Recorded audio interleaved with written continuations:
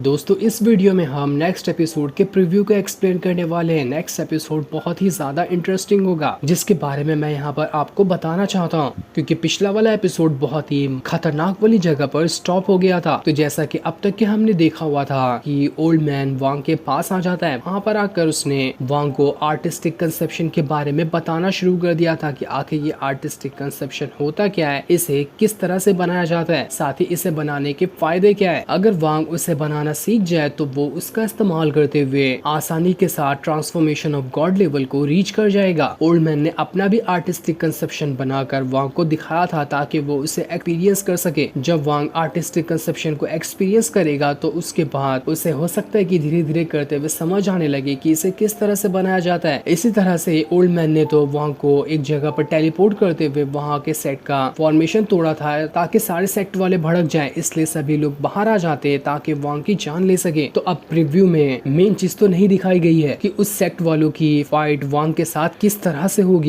इस चीज का सस्पेंस ऑफिशियल एपिसोड के लिए रखा गया है। हमें संडे वाले में ही एपिसोड में बताया जाएगा कि किस तरह से फाइट हुई, लेकिन नॉवल के हिसाब से यहाँ पर एक बहुत ही बढ़िया फाइट देखने को हमें मिलने वाली है, जिसके लिए तो ऑफिशियल एपिसोड का ही इंतजार करना पड़ेगा। तो प्रीव्यू के हिसाब से ओल्ड मैन जो होता है वांग को और ज्यादा आर्टिस्टिक कंसेप्शन के बारे में बता रहा था। जैसे जैसे वो उसे बता रहा होता है वांग खुद को अलग ही अलग वर्ल्ड के अंदर एक्सपीरियंस कर पाता है। वांग जितने भी वहाँ पर आर्टिस्टिक कंसेप्शन के बारे में टिप्स ओल्ड मैन बता रहा था, हर एक को वांग एक्सपीरियंस कर रहा होता है ताकि एक बार वो अलग अलग तरह के आर्टिस्टिक कंसेप्शन को एक्सपीरियंस करते हुए उसे समझ जाए तो वांग को आसानी होगी उसे बनाने में। इसलिए वांग भी हिम्मत नहीं हारता, वो जितना हो सकता था उतनी ज्यादा मेहनत करता है ताकि वो आर्टिस्टिक कंसेप्शन को बनाना सीख सके, क्योंकि यही तो उसका अभी हाल फिलहाल मकसद है, ट्रांसफॉर्मेशन ऑफ गॉड लेवल पे रीच करना। ये वाली चीज काफी टाइम तक के एपिसोड में क्लियर तरीके से बताई जाएगी, जिसके बाद प्रीव्यू के अगले सीन में हम वांग को एक वापस से मूर्तियां बनाते हुए देखते हैं। यहाँ पर वांग उसी लीडर की मूर्ति बना रहा था जो कि बायुन सेक्ट का था, क्योंकि कुछ दिन पहले वांग की फाइट बायुन सेक्ट के लीडर के साथ हुई थी, तो वो उसकी भी वहाँ पर मूर्ति बनाना शुरू कर देता है। बायुन सेक्ट का जो लीडर था वो बहुत ही ज्यादा स्ट्रॉन्ग था, ट्रांसफॉर्मेशन ऑफ गॉड लेवल वाला बंदा था वो। उसकी जितनी तरह से वांग मूर्ति बनाने की कोशिश कर रहा था काफी हद तक के तो वो उसे बना लेता है, लेकिन वो बिल्कुल प्रॉपर तरीके से उसे नहीं बना पा रहा था। उसे बनाने में उसे काफी ज्यादा मुश्किल आ रही थी, क्योंकि वांग अभी नेटसन सोल लेवल पर है और ट्रांसफॉर्मेशन ऑफ गॉड लेवल के बंदे की मूर्ति बनाना थोड़ा सा उसके लिए टफ होगा। लेकिन जितना इससे हो पा रहा था वांग उतना हिसाब से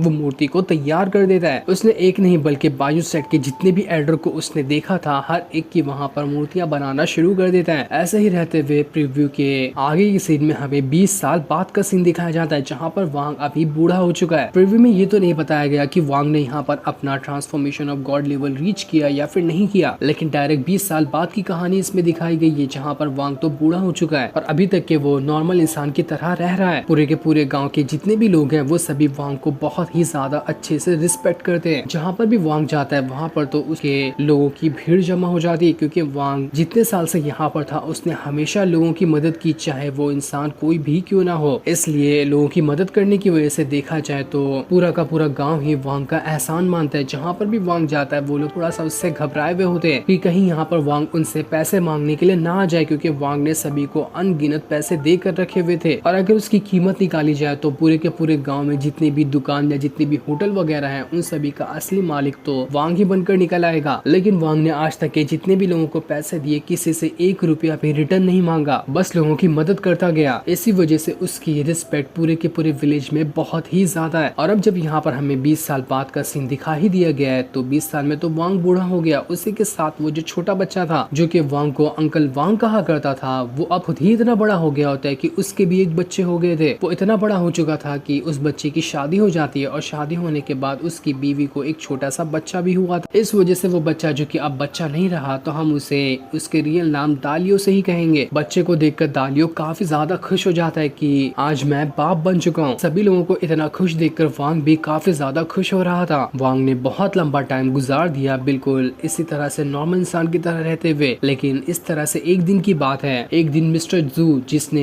वांग के पास दुकान पे आकर उससे वो ड्रैगन वाली मूर्ति खरीदी थी ना, जिसके बदले वो उसे बहुत सारे सोने के सिक्के भी ला कर देता था, तो वो एक दिन घोड़ी पर से कहीं बचकर भाग रहा होता है। वो बहुत ही ज्यादा घबराया हुआ भी लग रहा था क्योंकि उसके पीछे एक बहुत ही ज्यादा पावरफुल बंदा पड़ चुका था जो मिस्टर जू की जान लेने वाला होता है। साथ ही मिस्टर जू जो है अब काफी ज्यादा अमीर हो चुका है क्योंकि मिस्टर जू प्रिंस का खास आदमी था। तो अब किंग के मरने के बाद प्रिंस ही अगला किंग बन चुका है और किंग होने की वजह से किंग का खास आदमी मिस्टर जू बन चुका था। इस वजह से मिस्टर जू भी बहुत ज्यादा अमीर हो गया है, पर अभी हमें नहीं बताया जाता कि असल में वो बंदा कौन था जो मिस्टर जू के ऊपर हमला कर रहा था और हम उसके हमला करने का उसका असल मकसद क्या था। वांग जैसे ही मिस्टर जू को बचाने के लिए आता है, वो बंदा वांग से कह रहा था कि आखिर तेरी हिम्मत कैसे हुई मेरे मामले में टांग अड़ाने की, तू जानता भी है कि मैं कौन हूँ, खड़े खड़े यहाँ पर मैं तेरी जान ले लूंगा। इस वजह से वो बंदे ने वहाँ पर अब अपनी पावर को एक्टिवेट करते हुए वांग के ऊपर ही हमला करना शुरू कर दिया था ताकि वो वांग की जान ले सके। वांग तो काफी ज्यादा गुस्से में था, वो चाहता तो एक ही बार अपनी रेड लैंटर्न की पावर का इस्तेमाल करते हुए उस बंदे को चीर फाड़ के अलग कर देता, लेकिन इतने साल से वो खुद की पावर को छुपाए हुए था, तो बस इतने छोटे से काम के लिए वो अपनी पावर को एक्टिवेट करके अपना सीक्रेट नहीं खोल सकता था। उस बंदे ने जो अटैक किया था वो किसी तरह के स्कल वाला अटैक होता है। वहाँ पर एक डीमन स्कल आ चुका था जो वांग की तरफ बढ़ रहा होता है ताकि वो वांग की जान ले सके। अब वांग तो अटैक नहीं कर सकता था, इसलिए वांग का अटैक यहाँ पर रोकते हुए वहाँ पर वो सोल आ जाता है जिसने एक ही बार के अंदर उस बंदे के अटैक को डिस्ट्रॉय कर दिया था। बहुत दिनों बाद वो सोल अब वांग के स्पिरिचुअल वर्ल्ड के अंदर से बाहर निकल कर आया था। वो सोल तो यहाँ पर उस बंदे को भी बहुत ज्यादा बढ़िया तरीके से मारेगा। वांग ये देखकर बिल्कुल हैरान था कि आखिर ये लोग हैं कौन और यहाँ पर इनका मिस्टर जू से क्या रिलेशन था, वो उसे यहाँ पर मार क्यों रहे थे। साथ ही मिस्टर जू को मार खाने की वजह से उसकी बहुत ज्यादा हालत खराब हो चुकी थी, इसलिए वांग उसे वहाँ से अपने घर पर ले जाएगा ताकि वहाँ पर उसका थोड़ा बहुत इलाज कर सके। यहाँ पर तो ये लोगों की बातें चल रही थी, लेकिन जिस बंदे को